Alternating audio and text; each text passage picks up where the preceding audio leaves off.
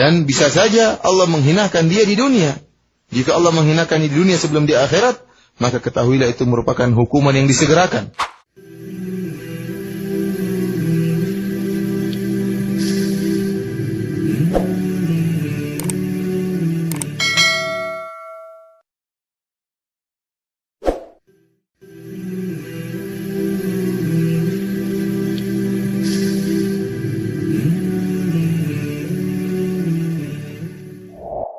ثم ختم رحمه الله هذا الباب بحديث أبي بكر رضي الله عنه قال: سمعت رسول الله صلى الله عليه وسلم يقول: من أهان السلطان أهانه الله. رواه الترمذي وقال: حديث حسن.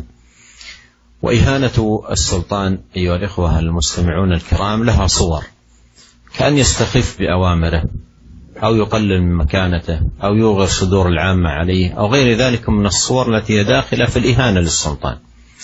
والعقوبة كما ذكر النبي عليه الصلاة والسلام أن يهينه الله. من أهان السلطان أهانه الله، أي أن عقوبة أن يهينه الله. فإن كانت إهانة الله له في الدنيا فهذه عقوبة في الدنيا معجلة، وإلا فالعقوبة يوم القيامة أشد وأعظم. وهذا مما يجعل الإنسان يحترز تماما ويحذر أشد الحذر من أن يفعل أمرا يعرض به نفسه إلى أن يهينه الله، ومن يهين الله فما له من مكرم.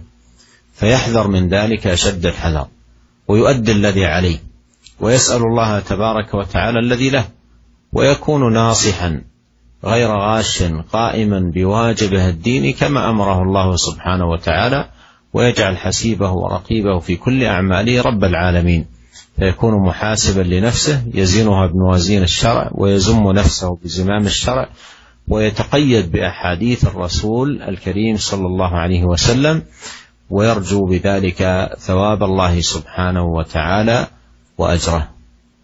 Kemudian Al-Imam Nawawi rahimahullah menutup bab ini dari kitab Riyadhus Shalihin, bab tentang ketaatan, kewajiban rakyat untuk taat kepada penguasa, dengan hadis yang diriwayatkan oleh Abu Bakar radhiyallahu taala anhu. Dia mengatakan, aku mendengar Rasulullah sallallahu alaihi wasallam bersabda, "Man ahana sultan ahanahullah." Barang siapa yang menghinakan, merendahkan sultan, merendahkan penguasa, maka Allah akan menghinakannya, Allah akan merendahkannya. Hadis ini diriwayatkan oleh Imam At-Tirmidzi dalam sunannya, dan dia berkata hadisun hasan, hadis yang hasan. Para pemirsa yang dirahmati oleh Allah Subhanahu wa taala, sikap menghinakan sultan atau merendahkan sultan ada beberapa bentuk, ya, praktek-praktek merendahkan penguasa.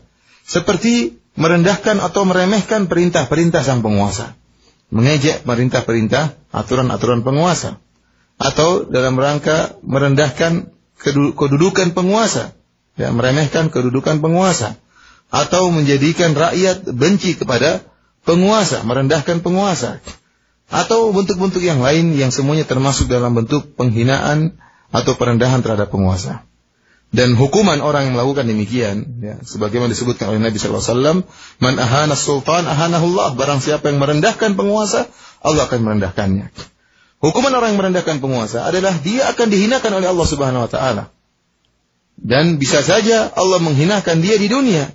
Jika Allah menghinakan di dunia sebelum di akhirat, maka ketahuilah itu merupakan hukuman yang disegerakan.